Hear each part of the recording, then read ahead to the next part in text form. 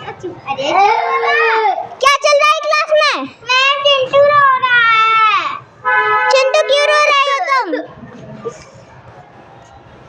चुप आके बताओ जल्दी। चिंकी तुम्हें पता है क्यों रो रहा है? मुझे नहीं पता।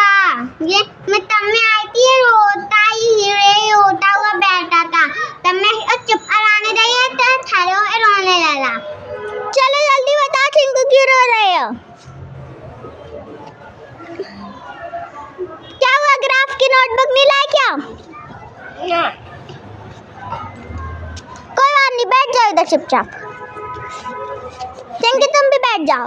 मैम चलो तो आज सब लोग निकालेंगे। Please ma'am please.